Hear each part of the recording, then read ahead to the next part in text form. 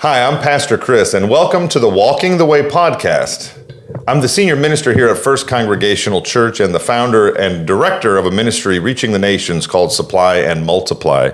And I have the honor and privilege of being here with my friend, Mr. Paul Driftmier, who is a part of the church here, and we've gotten to be good friends, I guess, over the last 2-3 years it's been since you've been coming. Been at least that. And so I just want to talk about faith. Let's get started. Thanks for having me. Absolutely. Let's roll up our sleeves, because we're both busy men, and get down to it. When you asked me about faith, it's petrified me, because I haven't been asked about my faith, although I have been working on it for 63 of my 68 years. Right. It was the first 5 that I don't have any recollection of, but so you asked me to come on here and talk about my faith, and it would have been very easy for me to say, let's do it next fall. And keep putting it off, because it's a difficult subject for me to talk about. Absolutely. If you've seen me read Scripture, I'll tell you I have my dad's weepy, weak eyes. I can't get emotionally involved in something without choking up and being unable to speak. But here's what I'd like to do. I'd like to start off with a prayer, a special prayer, that I have been saying actively or passively since 1963. Nice. It is the unconstitutional prayer. Okay. Unconstitutional. It's the unconstitutional prayer. Go. Let's do it. Almighty God, we acknowledge our dependence upon Thee, and we beg Thy blessing upon us, our parents, our teachers, and our beloved country. And this above all, to Thine own self be true, and it must follow as the night the day, Thou canst not then be false to any man. Amen. Amen. So why is that an unconstitutional prayer? Because in 1960, the Supreme Court of the state of New York declared it unconstitutional. It was the prayer that was spoken throughout the New York public school system up until 1963, when the debate started raging about free speech and what can you say in a public school. Right. And they declared that to be an unconstitutional prayer. Sure. That was about 1960, and the school that I attended as a youth and all the way through senior year picked up on that immediately. It wasn't a public school. It was a private school. Right. Very small, very unique, non-denominational private school called the Academy of Basic Education.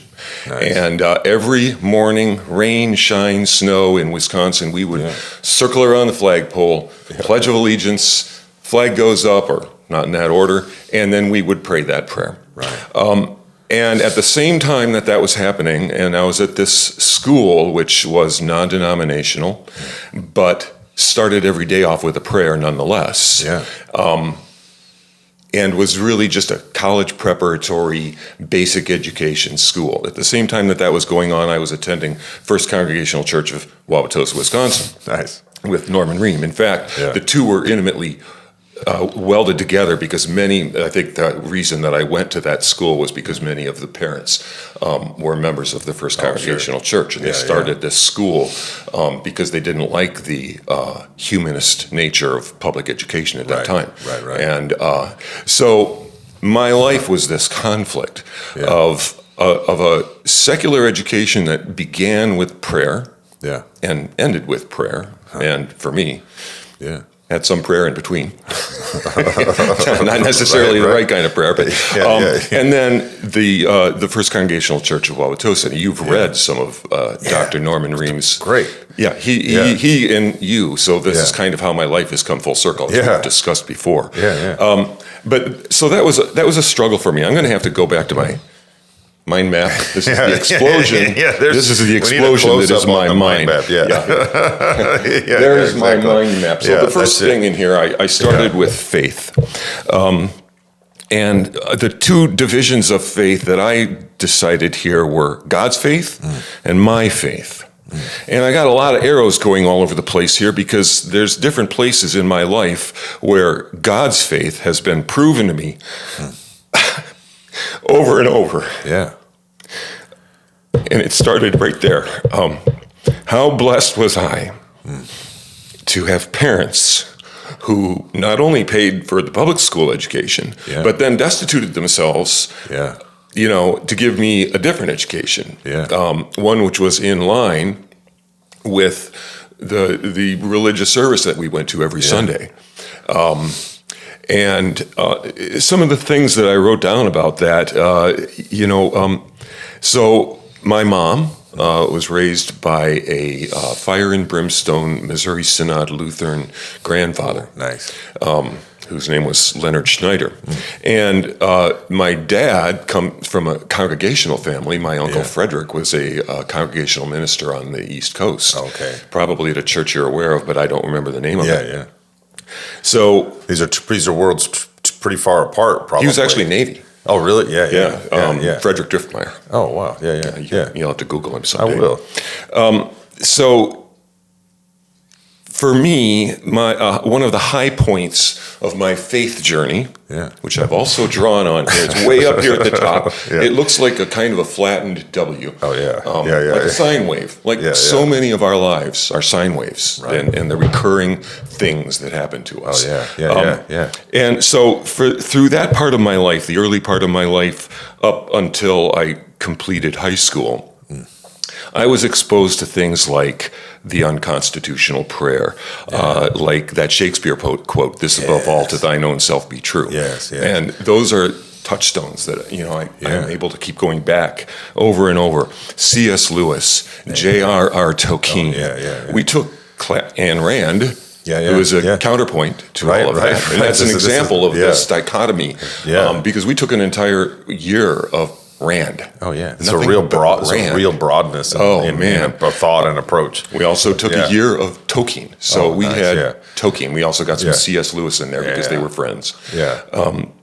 So I'm getting this faith and academic discipline thing. On the one hand, the faith, to me, what I've been experiencing in my early life, and my parents and Dr. Ream, showing me that Jesus wrote his truth in our hearts. Amen. Yeah. It's in there. You have to know it's in there. You have to recognize it by being taught through the Bible, through prayer, through great literature and poetry. You have to know it's there. But then you're getting this rational message. You know, everything is rational. Everything, the Ayn Rand, objectivism, that there is nothing supernatural. There's nothing miraculous. Everything has an explanation. We may not know what it is because we know nothing. But there is a rational explanation. So I grew up with that. And I grew up with Norman Ream talking about the faith in the miraculous. The faith is you believe that something happened that you can't explain, that doesn't have a rational explanation. And that, for me, I told you before, I struggle with faith, and I have been. It's a big W. The early part of my life, I had full faith. I had no problem listening to Ayn Rand and thinking, well, she's an atheist. So even though she says a lot of things that I really agree with about philosophy, about the nature of mankind and markets and all that, I believe all that stuff. But she loses me when she says there's no God, nothing, everything is just here. It just kind of is. And you shouldn't look any deeper than that because there is no miraculous. And C.S. Lewis, it's all about the miracle. It's all that. It's all about the miracle. And faith, as I believed at this time of my life, this early part of my life on the left side, where the ascendancy of my little arc here, my timeline from 63 to 2026, it was nice and high. I'm going through high school. I'm listening to Ayn Rand, but melding that into what I'm hearing from Norman Ream and what I'm hearing from Shakespeare and what I'm hearing from my biology class. I went on to be a pre-med student in college. So that was an ascendancy of my faith, and I got a big old arrow going up. And then I graduated from high school. I started reading things like Gödel, Escher, Siddhartha, more Ayn Rand, more things that said, this is just a real world. You're just in a real world. There is nothing miraculous about it. Right. Anybody who says that miraculous things happened was hallucinating, as you noted the other day. And I keep reading about what they made beer out of before hops. Most of it was, what is the argot? No, there's some medicinal herb. Argot. Very hallucinogenic. A lot of what was in the wines in the ancient. Like at the what's the Eleusinian mysteries, is that it? Where the temple worship in Greece, and they'd go up and drink wine, and the wine almost certainly had ergot, and maybe it had some psilocybin. There's all kinds of things that might have been involved in. So those are chinks in my armor. Because after 9 years of Marquette University, taking theology from a Missouri Synod Lutheran minister at a Catholic Jesuit university with a class full of Shiite Muslims. It was a mind-opening experience. But when I finally was done with Marquette University, I was very scientific, and I was at a low ebb of my faith journey in my ability to say, a man rose from the dead. Water was turned into wine. A loaf fed thousands. Those are leaps of faith, which are very difficult for a scientific mind. Absolutely. Not that God exists, though. Where's my faith? And has always been that there is a God. God exists. He's the prime mover. He's the creator. So not only did he create everything and thus stands outside of everything. He's timeless, dimensionless, but nonetheless as real as this table. And my science got in trouble with that. But someone famous, and I don't remember who it was, I think a physicist said, you take the first couple sips of the cup of knowledge and you lose your faith. But then when you get to the bottom, at the dregs, then you find God. So that happened to me when I was going through biochemistry and organic chemistry and starting to understand how unlikely it is for life to exist at all. And not just for life to exist at all, for life to exist on this planet in all of its majesty, and the culmination of it, which is human beings with a rational intellect. A rational intellect. That is the apex of God's creation here on earth. And frankly, I think probably God's creation in the universe, the multiverse, anywhere. My personal opinion is that we're alone. We're alone. And when God said, be fruitful and multiply, his purpose was to fill the universe with life. We're just the opening door. We're the tiny little pinhole of light coming into the universe, and our destiny is to fill it with life. And how do you do that? Through the family. That's it. That's God's plan. Family equals being fruitful and multiplying, and that equals space exploration. And here we are. Here we are today. Hard to believe. I heard a Catholic priest one time, he was asked, well, how would it change your faith if you found out there was life elsewhere in the universe? He said, I guess the mission field is way bigger than I previously supposed. I was like, that's a good answer. Excuse me. So we're up to about the beginning of the downfall of my faith. As I've reread these notes, which make as much sense to me as they do to you, looking at them upside down. But my first marriage. So I'm done with college, and it has not been necessarily a great experience for me. Beyond talking about faith and academics, I was a good student, but some of the lessons that I should have learned, I didn't.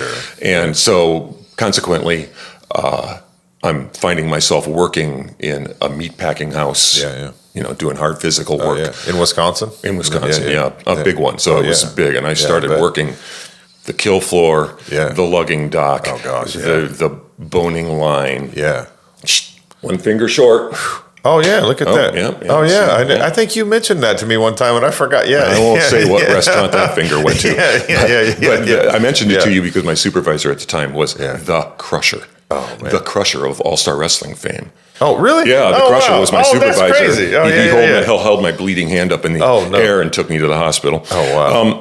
And I met someone with all the looks that God could give a woman, and all of the avarice that God could give a woman. And I was a sheep to the slaughter. Oh, no. I mean, I was so naive and so unprepared. My parents told me that there's a shining path that everybody sees, and it's the one right decision for every decision point. You're either on the shining path or you ain't. Yeah. You might be a little off. You might be way off. Right.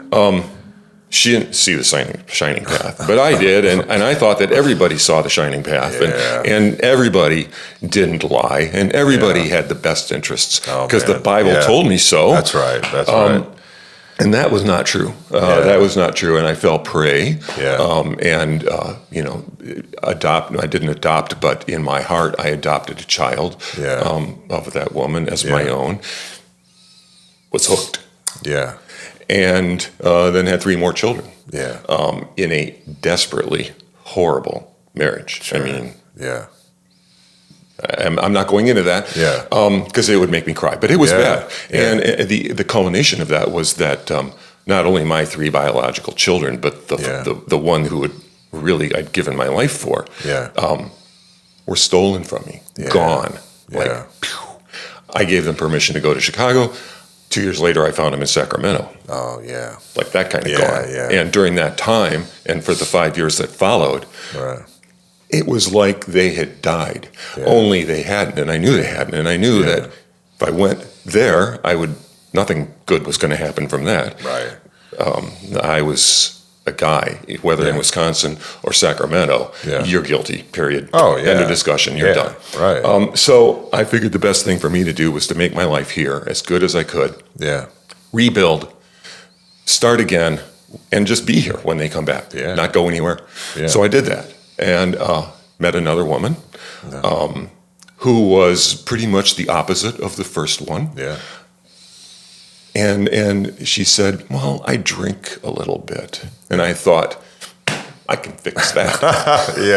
Because my faith said that I could do anything. I was a scientist. I wanted to be a psychologist.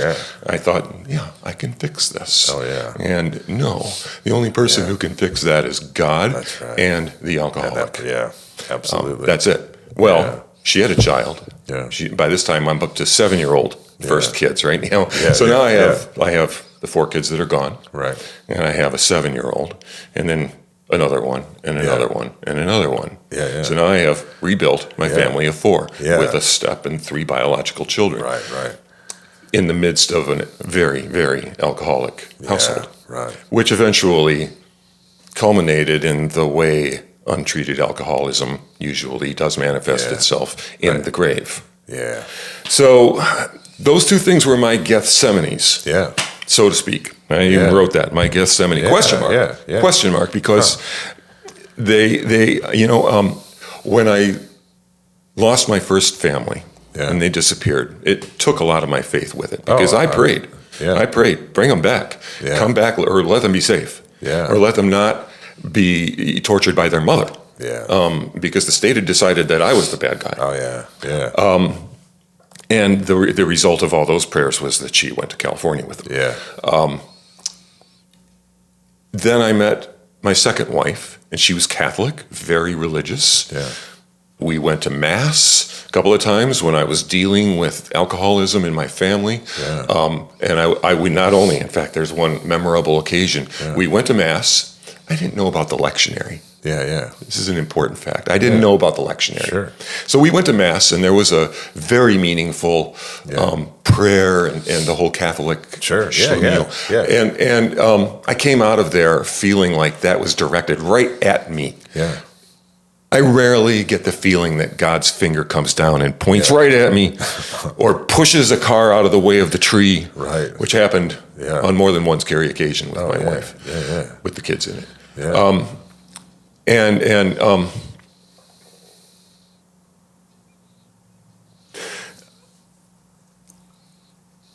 I had that experience in that Catholic church, which I'd never been in a Catholic church before.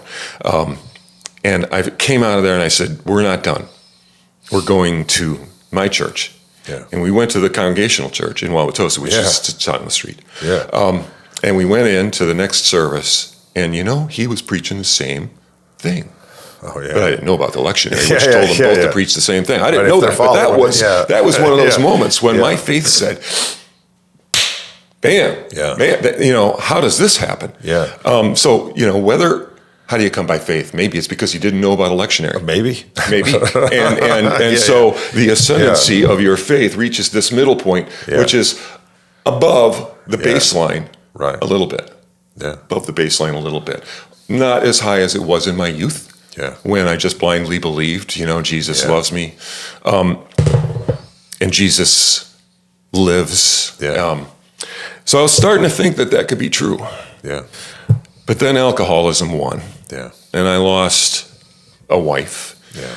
But I gained my children. And instead of those children being raised in an alcoholic household, I had been able to intervene early, get them out of that situation through prayer and guidance that I felt like I was getting from above. I had never talked to anybody vocally about it. But I had the help of the state of Wisconsin because she was multiple DUI kind of person. Right. And they're like, let's work to get these kids out of this house. So we did. I got them out. The stepchild from that marriage, who was 7 when I met him, resented me because I came in like a bull in a china shop thinking that I was going to fix that situation because he was in charge of the house. Yeah. She was alcoholic. Right. He was in charge of the house. Now I'm in charge of the house. Yeah. That was and the Catholic thing, and he was Catholic, and then I put him in the same little school that I had gone to, took him away from all of his friends. Sure. Yeah.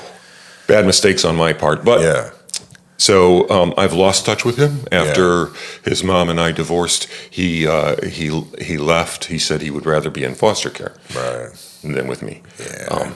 And he left, and she died. Yeah. And I had another low point in my faith journey, but in my prayers, what should happen? But I have a 35th high school reunion. Yeah. And who's in my high school reunion? But my love of my life girlfriend from high school, Kathy Oster, who we had dated junior and senior year. We were in drama together. Right. We even played an old married couple in the play You Can't Take It With You. Oh, that's great. And there she was, driving a Cobra, no less. Oh, nice. And she was an answer to an unasked or an unspoken prayer. Yeah. I had done nothing to deserve her. Yeah. She has absolutely made every difference in my life, in my children's lives. Yeah. Sea change. Yeah. The ship righted itself, and that line right there is just a straight little arrow going up and to the right. My faith journey is a lot higher than it was before. Yeah.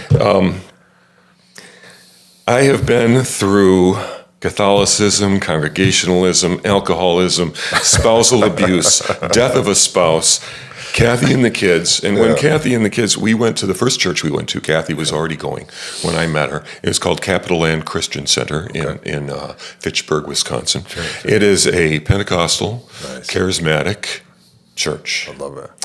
I came from a congregational background. When you walk in the door of a congregational church, the volume goes down. You whisper. Maybe the guy next to you can hear. Hopefully not. I lean right up into Kathy's ear. Oh, yeah. And it's the one diametrically opposed. Oh, yeah. They're waving flags and dancing. They are slain in the spirit on the floor. Yeah. And at first, my reaction to that was resistance, Yeah. because I was certain that was all just a bunch of hooey. You can't just, I'm not going to put my hand on your forehead, and if you fall on the floor because you wanted to fall on the floor, not because you were slain in the Spirit. That's what I believe going in. Going in. But while I was there, let me tell you, there's no meeting hall that I've ever been in where there was more Spirit. Oh, absolutely. Suffused. It got me. Yeah. I was crying like this all the time. Oh, yeah. And to make it worse, he wanted me to do offertory sermons. Nice. So I did all sorts of And I'm a calligrapher, so I have been writing and kind of reading and getting little bits and pieces of gospel and proverbs and psalms in my head. I couldn't tell you what the verses mean, but I can recite them. Oh boy, I don't even know where I was going with that. The offertory prayers. So I did a lot of really cool offertory prayers in that Spirit-filled place with the rock and roll piano. And that was it. It was just a piano, but she played that thing like she was possessed. And then the church was turned over to another pastor, who kind of took it in a different direction, more one that we weren't entirely comfortable with. So where did we go from there? So now my faith journey is like this. It's going zoom and then down, and then we went to the UCC church nearby. And the UCC church was similar in ambiance to a congregational church, similar in history. Until the merger, the split and the merger in the 50s. Split merger, whatever. The UCC people went one way, and the Congregationalists of our ilk went a different way. And it isn't political. But everything is political. When politics infuses everything in your life, then everything becomes political. And it suffused that experience. Anti-Israeli, the woke mind virus. That kind of thing. I don't know if I can say that on a podcast. No, you can say it here. It's a real thing. And sadly, many churches that to be anecdotal, the church where Jonathan Edwards once preached, is pretty far off the rails in that direction, and it's really telling of the history of these churches, because you've got on the one hand the sinners in the hands of an angry God guy, who then, some of the moderates say, maybe that was too much. But then you go the other way, and now you've got churches where they've just taken a walk on the Bible altogether and made of it. Well, I don't care whether it's conservative or woke or liberal. Like, let's do church, and then we'll be informed for how to interact with the world, because we'll have corrected something at the root of our soul. So I pray for peace in the Middle East. I pray for peace everywhere. Ukraine and Russia, and Middle East, and Africa. I mean, we're all worried about what's going on in the Middle East, but the stuff that's going on in Africa, it eclipses that, and it gets no press. But anyway, So the UCC thing, that was comfortable. But my kids who were in Sunday school at that time were getting a message that I necessarily wasn't all on board with. It was very woke. I believe it was very inclusive. I'm not necessarily a fan of inclusivity. So then we went to a Baptist church, a little Baptist church. And that was fulfilling. It was a very small, tight-knit community. We enjoyed the people and the pastor. And then COVID happened. He closed up shop. Gone. And herein, if I had to draw a line where my faith on this chart suddenly took a spike that looked a lot like the stock market in 2019 and 2020 and 2021, for the very same reason my faith took a hit. And I'm going to be an uncomfortable question here. In my opinion, a lot of people who profess a lot of faith have shown very little faith when it came to dealing with that COVID-19. I agree. what's the word? The dynamic. Yeah. The response package. to it. The whole the response. the whole dynamic. That's a good way to put it. Not only the response of the people who were saying and dictating how things were going to be, but the response of the people who said, "Oh, okay, whatever. We believe you. Yeah. You guys are our new gospel." Yeah. And this was a thought that I had a lot. This is the new gospel. Yeah. Where did the faith go? I personally, maybe because I was a pre-med student and I studied a lot of biology, and because I wasn't indoctrinated by an education system that told me, that certain things were good when maybe they weren't. Oh, yeah. I've never had a flu vaccine. Yeah. I certainly wasn't going to have a COVID-19 flu vaccine. I'd already had the illness. I had it before it had a name, when it was just another bug that my wife brought home from Vegas. Where all the Chinese nationals were coughing. It was January 2020. January 2020, my wife went to a kitchen and bath convention in Vegas. Yeah. She came back on about the 15th. Her first comment to me was, "Oh, Paul, the airport, the convention center, the plane, everybody was coughing, and the people who were coughing most were all Chinese nationals." She thought that was odd, because there were a lot of Chinese national vendors who were at the kitchen and bath conference. And she said they were all coughing. And I said, "Well, it's an airport. What are you going to do?" Yeah, exactly. About a week later, by February, the early February, she was a little sick. I was a lot sick. I'm a 20-year cigarette smoker. Back in the day, I quit in 96, not one since then, but 365,000 before that. Oh, yeah. So my lungs are damaged. I was a prime candidate for the COVID bug, which to my mind was just a coronavirus, just another novel coronavirus, as they all are. They all mutate all the time. So I understood that, and I understood I had it. I had the pneumonia. I was sick as a dog for 2 weeks. Finally came out of it, got back to the gym, and the news was all about this novel coronavirus. And I said to the guys at the gym, "Hey, I've been working out with you guys, and you're all infected. Sorry." And then the vaccine came out. And I was all along thinking and saying, not only on Facebook, but to my wife and friends, this is a ploy to suppress the vote. This is my humble opinion. I hate to weave conspiracy theories, but I went into 2020 already of the mind that there was going to be some national emergency that would suppress the vote and cause the powers that be to be more in control of it than they should have been.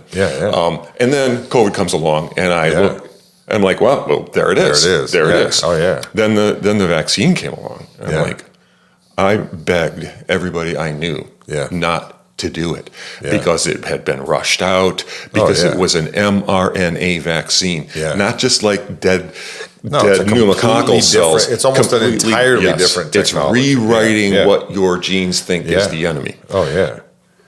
And my faith went pop. I have faith now. All my life I've been questioning whether I have faith. Now I'm sitting here going, believe it. Your body is a miraculous creation of God. You're made in His image, not because He's a three-dimensional being, but because He is pure intellect. He's the observer. He's the creator. You are nothing. You're a speck in the universe. And if you mess that up by trusting Fauci and his ilk instead of God's in you, then heaven help you. I think that part of what you're saying right now is a part of why we are seeing what seems to me to be a kind of clearly a growing between that and the probably Charlie Kirk's death and a few other things that are causing a lot of people to reassess things along more spiritual lines, more, and I get that, because like I say, I just said it Sunday, like I am the last guy that you should go to on a Sunday morning for political advice, right? Because I'm not going to give it to you, and I don't feel like I know enough to be the guy to give it to you. But however, like you just said, these days someone said something to me not long ago, like, hey, some of what you might categorize as a political war are aspects of a spiritual war. And it's like, I agree with that. They Absolutely. are aspects I have tried so hard for so long to divulge myself from all things that feel like, extraneous to my mission. But these days, there's no question that every believer, every person of faith has to recognize, your faith life is going to carry you through your life, and in your life, you're going to come in contact. I was overwhelmed with what even the church's response in that era. I'm very afraid that the failure of people's faith, even people who believe themselves to be of great faith, but were swayed by what I frankly think was a mass, what's it called, a mass formation psychosis, where like everybody was taught to believe that this was the saving thing. Oh, absolutely. And in fact, it was the opposite. It was interesting how easy it was for them to for the thems, right? Frightening. Well, let me tell you here. So the average Christian need to take serious account for this. The helmet of salvation. We might talk about putting on tinfoil hats, but we need to remember to wear that helmet of salvation. Well, maybe the helmet of salvation is made out of solid tin. There you go. Yeah, exactly. An inch thick. Exactly. So one of the people that I begged not to get the vaccine was my family. Well, some of the people. And my older sister, Catherine, who is a genetic engineer, now 70, but still working, one of the early developers of the DNA testing kits that law enforcement uses. She's in that industry, it's like genes, it's like DNA. This is what she lives. And even she, because her company required her to, got the first vaccination against my better judgment and wishes. And she's smart. Oh my goodness, she's as Christian as they come. Has both the science and the faith that I'm constantly looking at her thinking, she was squished under a tree 2 weeks ago. 2 weeks ago, Catherine, my sister, a tree in a storm in Wisconsin broke off, fell down, knocked her to the ground between two Coleman coolers, which supported the weight of the tree, hundreds of pounds. And all she came out of it with was 6 broken, injured ribs. That's amazing. Amazing. Yeah. Oh, yeah. And this is the finger of God. There's some coolers. Get under there. Yeah. I can't stop the tree from falling because even God separated the light from the darkness. He didn't get rid of the darkness. He just separated it so we can know the difference. Absolutely. But my younger sister, Adrian, who's married to a physician. I've got to watch it because he could actually listen. He's Jewish. He's Jewish. I'm pretty sure he's not listening to this podcast. So my brother-in-law, her husband's a physician. He's a pulmonologist, a nephrologist, extremely intelligent, but completely beholden to the CDC and the pronouncements of the authorities, the medical authorities. So he was incapable of the faith. I don't think it had anything to do with his Judaism. He's a great Jew. And I feel like I'm a product of a Judeo-Christian ethic. Absolutely. But he was all in. And so consequently, and her daughters, who were in their 20s, were all in. She was all in, and she's dead now. Oh, no. Yeah. She, let's see, in 2024, she was, and this was a triathlete. This woman was a state-ranked triathlete all her life. Hugely fit, amazing to me. Was diagnosed with stage 4 cancer 2 years after, or 1 year after her last booster shot. And 1 year later, she was dead. Oh, man. And how did that affect my faith? I feel like I still haven't come to the point where I can say that a dead man rose from the grave. I have trouble with miracles. I still do. But the other day, that Adrian, Adrian is a good person. She was a Congregationalist right up until she converted to Judaism because it was the right thing to do for her family. Marriage, I understand that. And she didn't. It wasn't an act of loss of faith. She didn't think of it in terms of I'm losing my faith.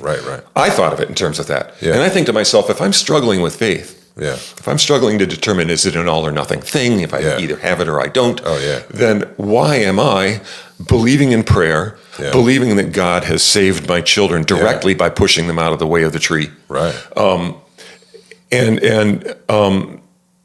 I don't know.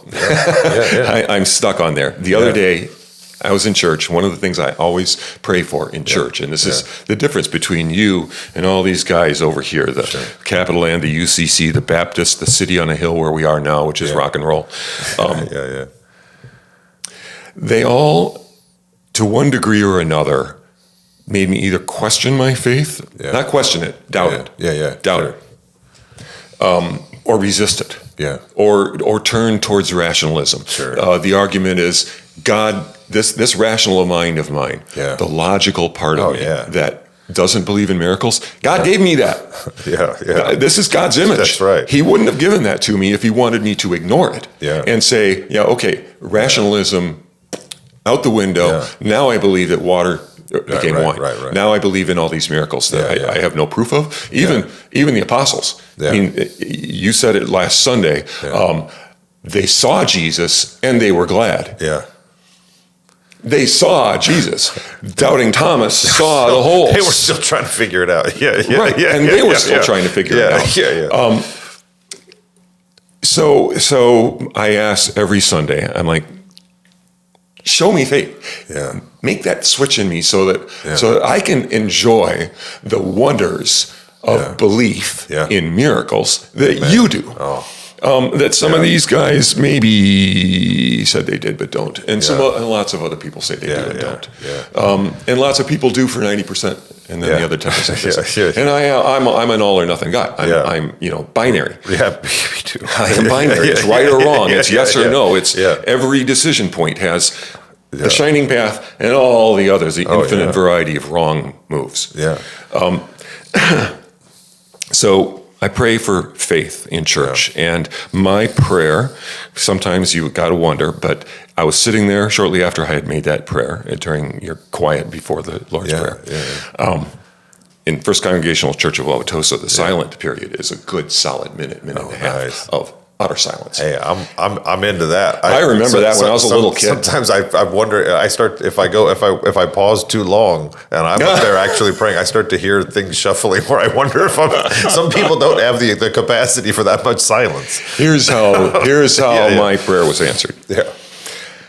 I subscribe to lots of scientific information feeds in my social feeds like Facebook and all that stuff. And one of them I just saw just the other day was having to do with quantum physics and the fact, the idea that particles are waves until they're observed. That electrons, when you're in Schrodinger's cat, if you're not looking at it, it's a wave. If you're not observing it with a scientific instrument that's measuring a single electron going through a diffraction slit and hitting the surface on the other side, is it a wave or is it a straight line like it's just a particle going through there? And with the detection off, it's a wave. It makes a diffraction grating. And if it's on, it's a particle. Completely baffling. I've heard this. I've read about this and heard people talking about this too. What if? What if? God the Creator is the prime observer. That's it. He can observe the wave and it's still a wave. He can observe us because we're particles. And we're observing ourselves. We're observing, what happens when we die? We stop observing ourselves. We stop being self-observant. And what happens to us if this is true? We're waves. We're one with God. One with God. Absolutely. You know what's fascinating is in a bunch of these old books, and I almost only read old books because I every now and then I find something that someone, and I'm such a hypocrite because I also write. So in the modern era, but I'm convinced all the best, all the best stuff has been written, right? And so an idea that I couldn't tell you where it popped up, but in much of the era of writing that I read, from the late 1800s to the early 1900s, lots of mostly congregational, but not only, and this idea that if God, they were drawing it from theology and philosophy, and now it occurs to me that modern scientific discoveries are like confirming these ideas in a concrete way. They're knocking on the door. They would say things like, if God stopped remembering us, we would cease to exist the moment He did. So now, like that idea to me seems from philosophical idea. Remembering is a time quotient. Remembering is something that happened now, and I'm remembering it now. To God, it's all in one it's all moment. now. Yeah. It's all now. Yeah. To God, Jesus is dying right now. That's right. Yeah. I don't know why that makes me cry. But that's but it's amazing. The agony is Yeah. always, it's right now, but the ecstasy is always Yeah. right now too. Yeah. If you're timeless, Yeah. which we're not, because we're particles. Oh yeah. No, Floating in space. Well, yeah, absolutely. Yeah, so particles and waves, that was kind of the answer to my prayer. And it came to me right while I was sitting there in church listening to you. Yeah. And I guess that's why I'm sitting here in this chair right now, because of all of these faith diviners, faith explainers, most of them cause me to resist, to think, dress right, or I resist. Oh, yeah, you dress right, they don't. Yeah, right. It's pretty simple. Right.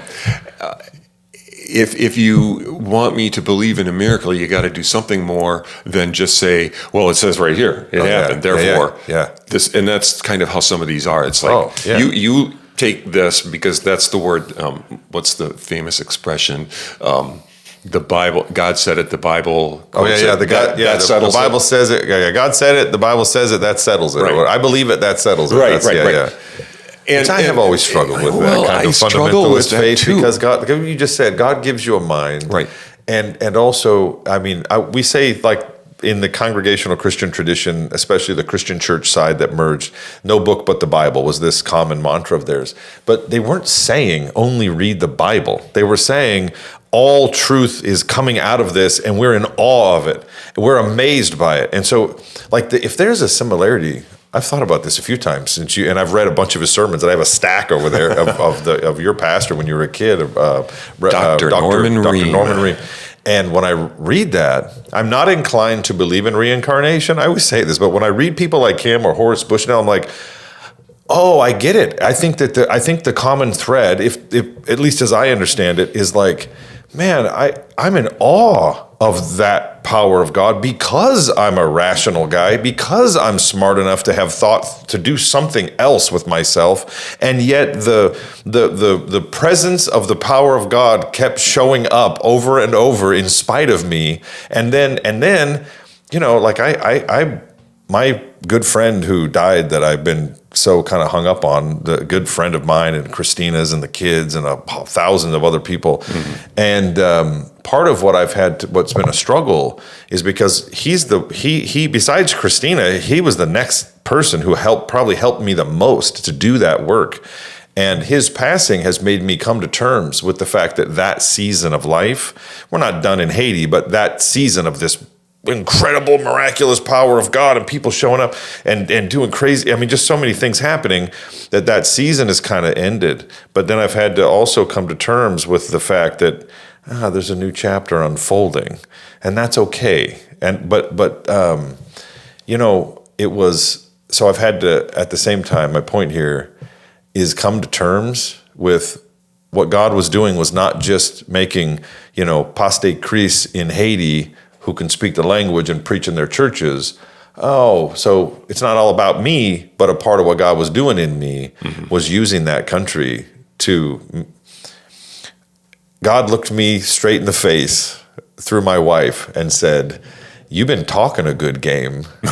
Are you actually ready to do it? Are you going to abandon everything and follow me? And in the process of doing it, I saw so many things that I couldn't identify except for the miraculous. So then now I'm hungry for it. So like the first thing I thought when I came after preaching at Reese's funeral, I came back here is I've made a serious commitment to pastor this church for decades. So for the next few months, I have to keep myself glued to the floor or else I'm going to end up in Peru or something, because every time I have a personal crisis, I want to run into the miraculous to be reminded of the beauty and the awe and wonder of this life. But so many of us keep our feet glued to the floor our whole life. So then we don't put ourselves in a position to see it, whether it's in a meat packing plant in Wisconsin or in some dusty hillside in the Caribbean, Or in a CrossFit gym. Or in a CrossFit gym. Discipline.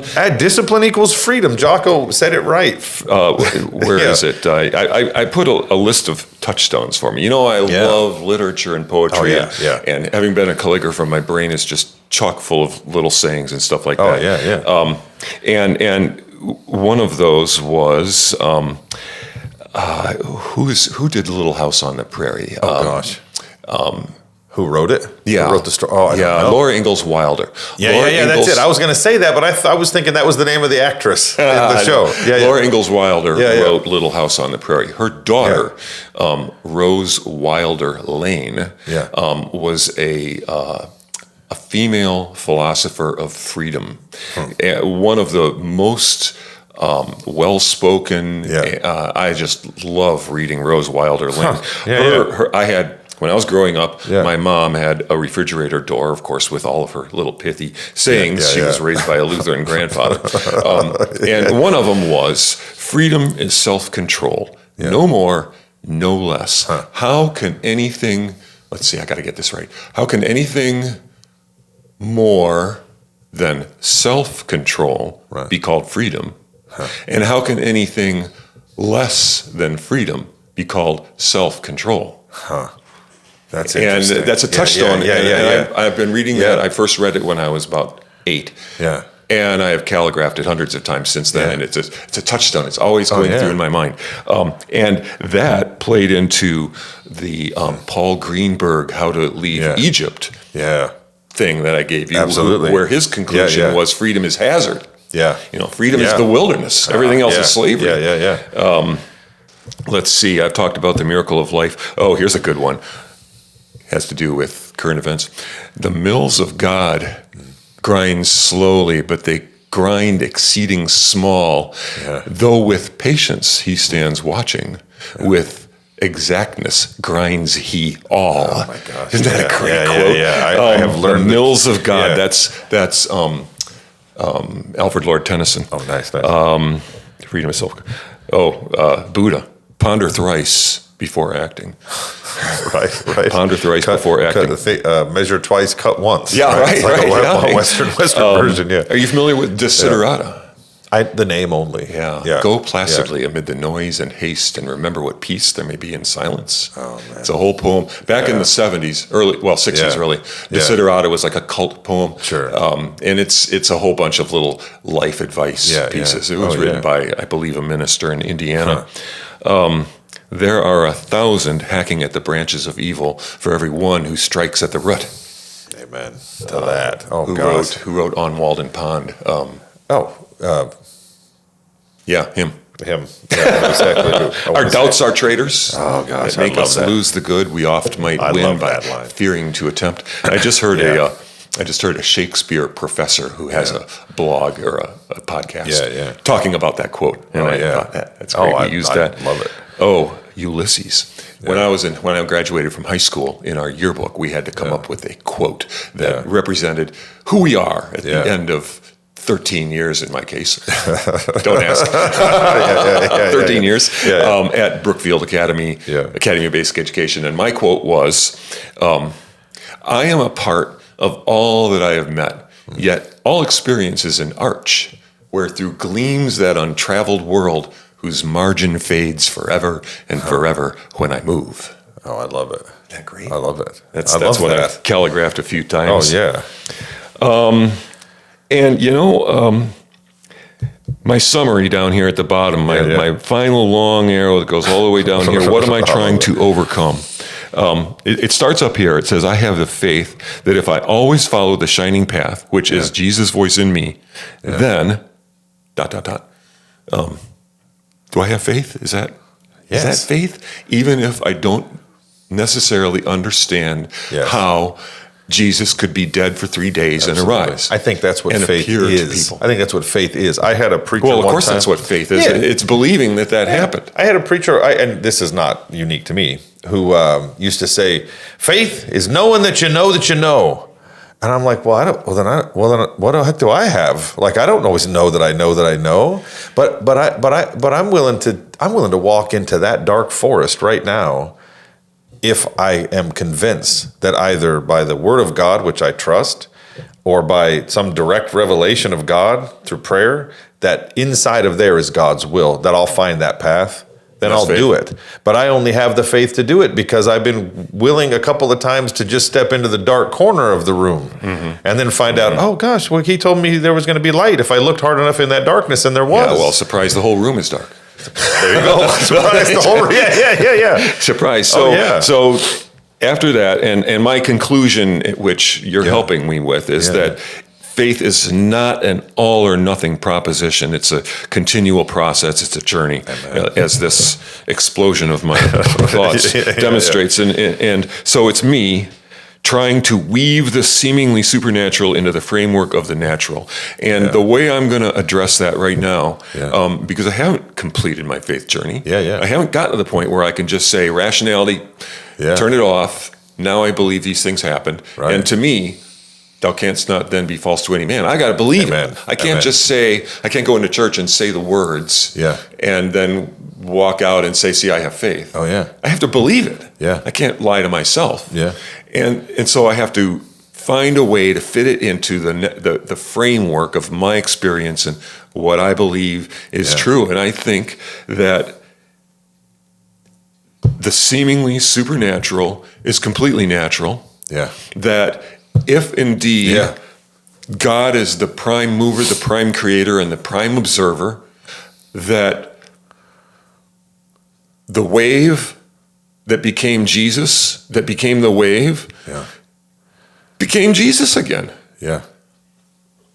And now it's a wave. Absolutely. And God will let us know when he's going to be particles. And it's that we can touch and feel. And it's embracing that mystery. Some of what has kept me in these congregational churches is 100% what's kept me in them. When I first came into the congregational churches, and I was a student at Liberty University, and it was either right or it was wrong. I struggled, and I met a lot of other some of the most progressive congregational ministers made my head want to explode. I'm like, who are these guys and where do they come from?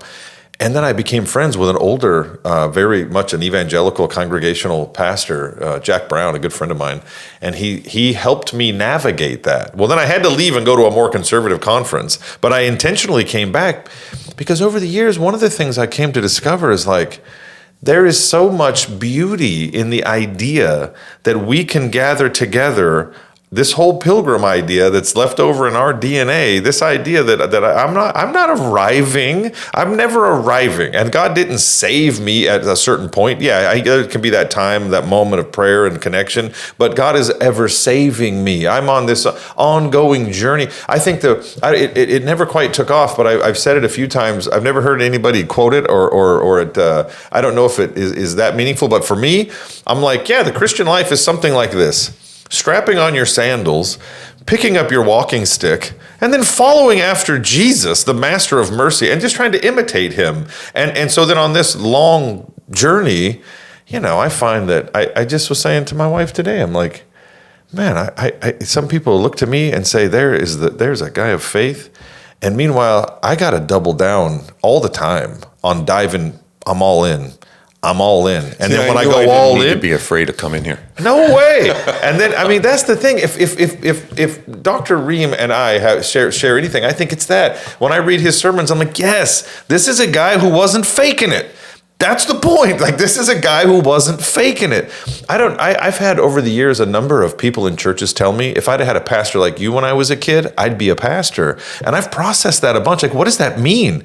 And I think... And I've had a couple conversations where I asked a couple of them what they meant, and that's what they meant. They're like, I thought I had to be perfect to do this. Who's the congregational pastor we have in common that we both know from Wisconsin?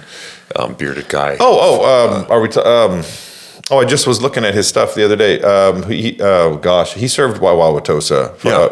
Stephen Pay, who was a Catholic priest who became an Episcopal minister who helped me to understand congregational churches the most. I was talking to Pastor Pay when I was going through my alcoholic family stage, and he tried to talk me into going to seminary. I can see that. I can 100% see that. And your background growing up, as you said it, right? You were the son of two English teachers, my mom.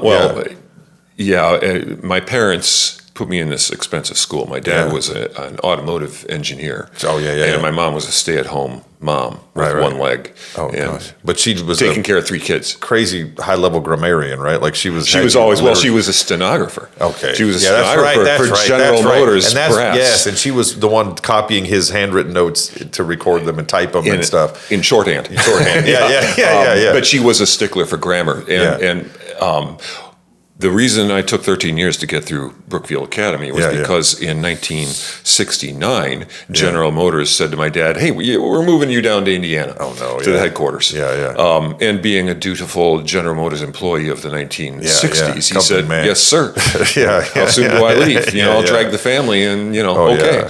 So they went down there and took me out of this, and my sisters out of this very special school, school. Like there's no other school like it, I think, in the United States. Anyway, and they plunked us into a public school in Anderson, Indiana, where I had been born originally. Like a fish out of water. Oh man, it was a completely lost year for me. And the reason it was only for a year was because my parents decided that they were going to start a school like the academy that I had just been pulled out of. And Indiana said, no. You can't start your own school. Are you kidding? You have to be a public employee. Right. And so they said, well, fine, we'll just leave. And my dad quit General Motors, gave up his pension after, I don't know, umpteen decades. Moved us all back to Brookfield, Wisconsin, where he took up as a teacher in order to get tuition reimbursement. So he became a teacher. He had no certifications, no educational college experience or background. He just loved teaching, and he loved math and science, and he loved drawing things. And so he became a teacher in 1970. And my mom became a teacher in 1971 or at the same school. That's so awesome. and she was an English teacher. She taught 5th grade. And because it's a small school, to this day, when my parents died one after the other, it was full of their old students because they were just wonderful teachers. Because they cared. That's awesome. It's not about certification. No, it's about seldom it is. You got to love what you're teaching, and you got to love teaching. And look at what they blessed and burdened you with. I say sometimes my kids, from being homeschooled, pastor kids, missionary kids, that over the years, there have been people who had said, "Hey, that's really great. You're raising like people to think for themselves and so on." But I've often been like, "Yeah, but that's a burden. Like that's a burden. Like there's a part where just being one of the worker bees going through the system can make your life a little easier in some sense, right? But it's a beautiful burden because now you can." Well, yes and no. In a small school setting, having both of your parents be teachers in that school ostracizes you, and it also, and because of the nature of that school, I was very cloistered. I didn't have. They say, well, you're not socializing your children. Well, we were socialized in the context of that school, which had its own. The reason I couldn't put a marriage together twice is because those girls hadn't gone to that school. My current wife, Kathy, did go to that school, and she understood. That's amazing. And so it was a two-edged sword. When I got out of that school, I had never consumed alcohol, never had a cigarette, wouldn't have known a joint if it bit me in the butt. And so I got to Marquette University, which in 1976 was Playboy's #1 party school in the United States. Literally. And for 2 years, I was just like, yee-haw, this is great. This is great. Beer. It's Milwaukee. It's Wisconsin. You've got to drink. It's everywhere. So after 2 years of that, my parents said, we're not paying for you to be on academic probation every other semester. We've bought you a Chevette instead of tuition. You have a shiny new Chevette, which was Chevette. It's high level, boxy little thing. It was, and then they followed that up with go as far away as you can get. And don't come back until you're grown up. I hear in that. so many words. And I wound up in Orlando working for Mickey Mouse as a monorail pilot. Oh gosh, which I did for a couple of years before I came back and went back to Marquette, and then I was a 4.0. But before I got to Marquette, I got to the foundry, the meatpacking house, the first wife. 4 kids. Then I went back to Marquette, and I was a different person. You have a different attitude. Absolutely. about what real work is. Yeah, you become literally a different person. You literally and you lose parts of yourself. Iteration of ourselves. Yeah. Oh yeah. I was lucky I didn't have a smashed head. I had a frozen box of meat. Yeah. So this is a finger of God moment. Oh yeah. Okay. Yeah. So among the various injuries that I suffered at the meatpacking house, I cut off my finger first. Yeah. Then I stabbed myself in the leg with a boning knife. Oh my gosh. Pulled it out, got a little butterfly bandage, and the Yeah, nurse kept said, going. back to work. Yeah. Because it was an in-house nurse. Yeah. Of course. Oh yeah. So I said, I'm not working with knives anymore. Yeah. I'm going to go work in the loading dock. Oh, yeah. And so that was the beginning of my career on loading docks Yeah. and running inventories and things like that. But I got to the loading dock, which has a storage freezer attached. Storage freezer is the size of a football field. Oh gosh. 30 feet high, Yeah. meat stacked to the ceiling, Yeah. 40 degrees below with big chillers Sure. and blowers Oh, yeah. and a door that the door would be pulled by a cord as you drove the forklift in. And so our fun was to follow the guy in the snowsuit on the forklift that worked inside the freezer. Yeah. And we'd like duck walk behind the forklift so he didn't know we were in the freezer with him. Oh, and then we gosh. would climb up on the top of the stacks and we would throw stuff at him.